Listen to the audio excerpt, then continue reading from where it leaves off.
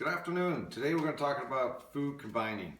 A lot of people haven't heard from this, but it's incredibly valuable advice on how to eat based off of proper food combining, because if you don't combine your food properly, you'll end up with all kinds of digestive problems and inflammation in the body. So, for example, there's two types of foods people eat. There's the sweet type of fruits, the carbohydrates, such as maybe a nectarine or a potato. These are very starchy.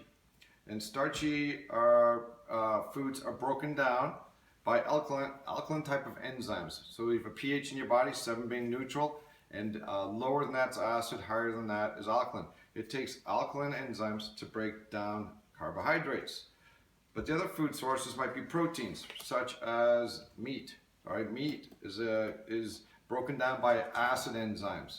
All right, and these acid enzymes will digest meat perfectly, but if you eat meat and potatoes together, you're gonna have a hard time digesting them. What happens is the body doesn't know what to do, the acid or the alkaline, because they neutralize. In which case, you end up having the bacteria growing in your stomach because these aren't digesting properly, and they'll feed off the carb energy and eat the meat, and it turns into a giant toxic mess.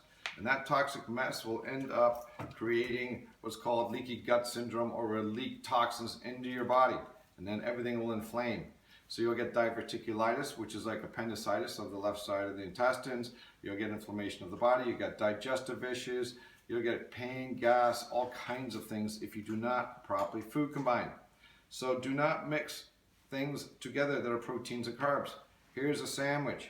It's got turkey in it, cheese, protein. It's also got bread, carbs. This is the bad thing to eat. This will hurt you. So if you're going to eat something, you're going to eat something like a meat and maybe some broccoli. Put that together. This is not starchy, so it's okay. It's mid-level. So you can eat broccoli with, potatoes too. So these kind of fall into the middle range. And there's a list which will show you of which foods go together and which foods don't. So if you're going to eat, let's say, pasta, don't eat it with meat. Spaghetti. Eat it with, something like butternut squash, pasta sauce, or an organic tomato sauce, something like that works better. So, and if you're eating fruit, okay, fruits, a high starchy fruit anyway, don't eat with nuts.